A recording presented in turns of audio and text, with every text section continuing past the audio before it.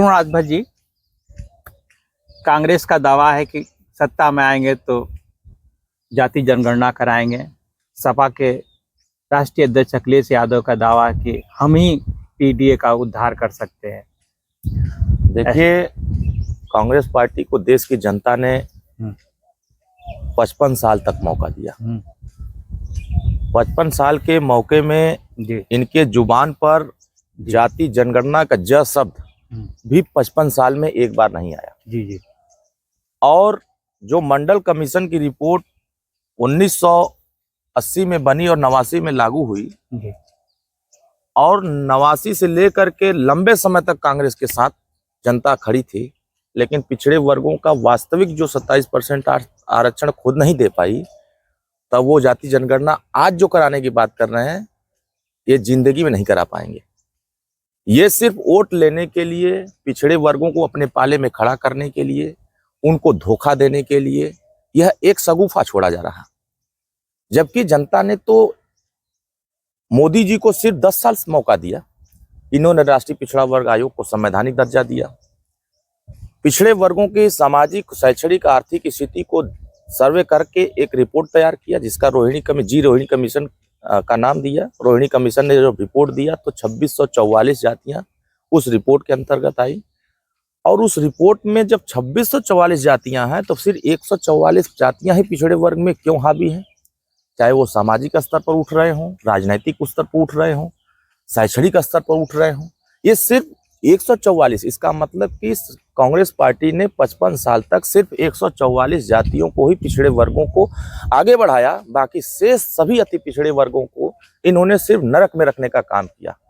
अब इसको लागू कराने के लिए, रोहिणी कमीशन की रिपोर्ट लागू कराने के लिए कांग्रेस पार्टी के जुबान पर एक बार भी शब्द नहीं आ रहा। लेकिन ये सत्ता में रहते हैं तो पिछड़े वर्गों का आरक्षण खत्म करते हैं, सत्ता में रहते हैं तो सपा समर्थन करती है, तो पदोन्नति में, प्रमोशन में आरक्षण कांग्रेस खत्म जब करती है तो समाजवादी पार्टी उनका साथ देती है। तो जब ये पीडीए का नाम देते हैं तो ये पांडे डेवलपमेंट अथॉरिटी का नाम देते हैं। अब उत्तर प्रदेश में जो मुख्य कुर्सी होती है विपक्ष का, वो किसको बनाया इन्होंने?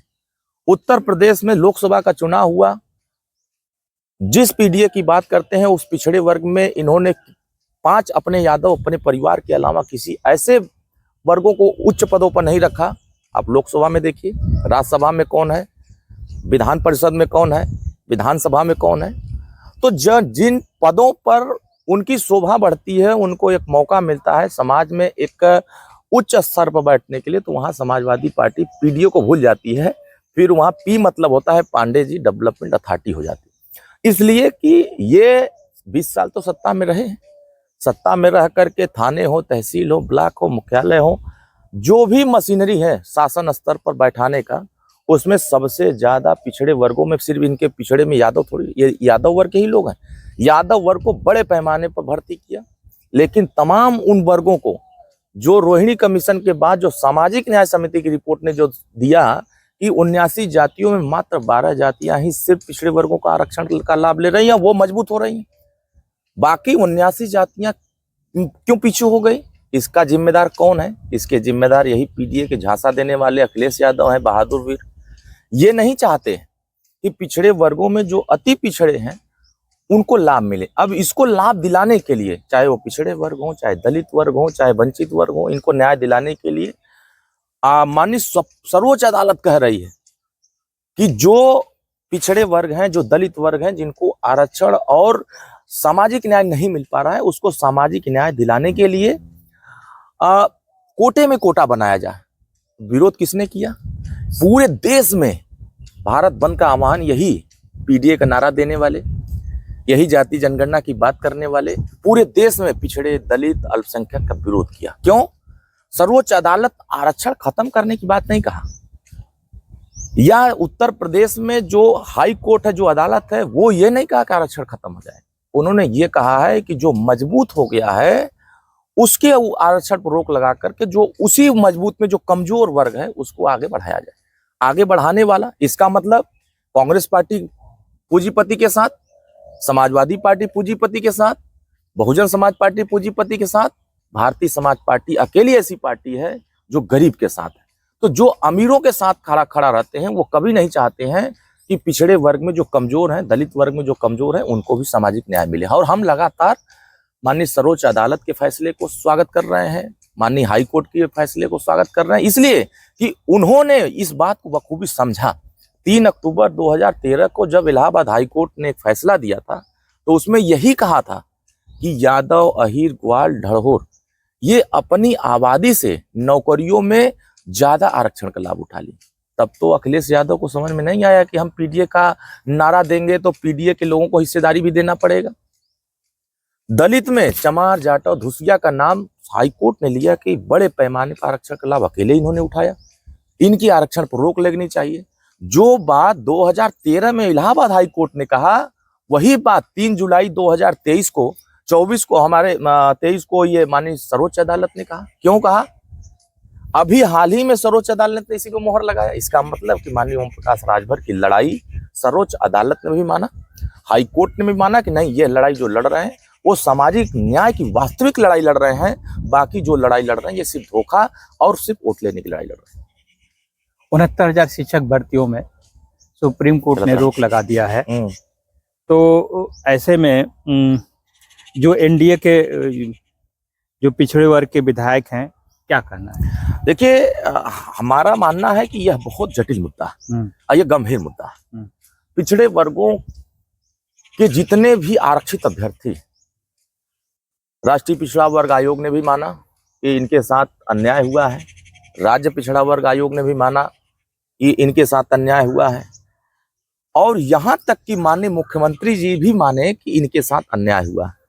सरकार भी मान रही है, अदालत भी मान रही है, और यहां तक कि जो आयोग बने हुए हैं वो भी मान रहे हैं। जो अधिकारी, कुछ अधिकारी सरकार में ऐसे बैठे हुए हैं जो सरकार को पढ़ाते हैं पाठ 16 दूनी 8, और जब ये 16 दूनी 8 पढ़ा देते हैं तो फिर मुख्यमंत्री जी उसी 16 दूनी 8 को पढ़ देते हैं।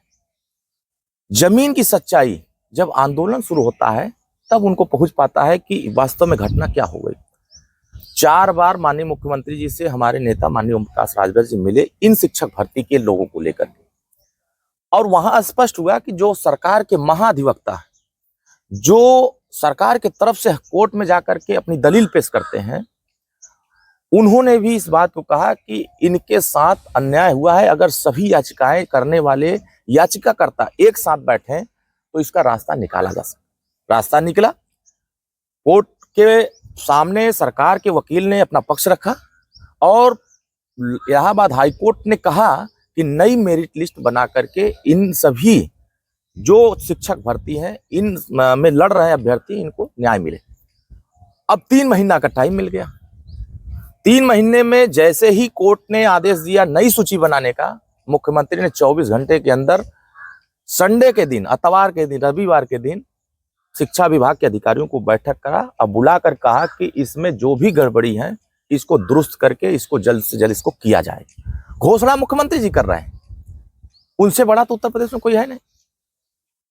और घोषणा होने के बाद अधिकारी जो जमीन पर काम कर रहे हैं ये फीडबैक गलत दे रहे हैं। ये इंतजार कर रहे हैं कि जो पहले 4 साल नौकरी कर चुके हैं, जो अभ्यर्थी पहले 4 साल नौकरी कर चुके हैं, अब इनको भी तो बाहर नहीं कर सकते।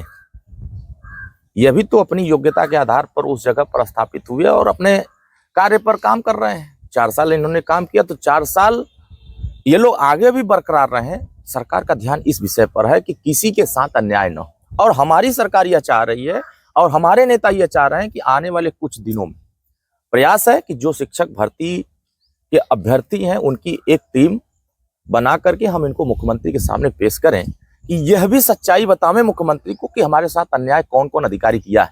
हमारी तो मांग है कि ऐसे अधिकारियों पर कार्रवाई हो जो अधिकारी पिछड़े वर्गों के अभ्यर्थियों का गला पकड़ करके दबा रहे हैं। ऐसे अधिकारियों पर जब तक कार्रवाई नहीं होगा, इनके अंदर मानसिकता वही भर गया है सिर्फ लूटने का, चोरी करने का, डकैती करने का। तो ये हमारे हकों पर जो डकैती कर रहे हैं, ऐसे लूटने वाले, डकैती करने वाले डकैत अधिकारियों के ऊपर भी मुख्यमंत्री को कार्रवाई करना चाहिए। धन्यवाद।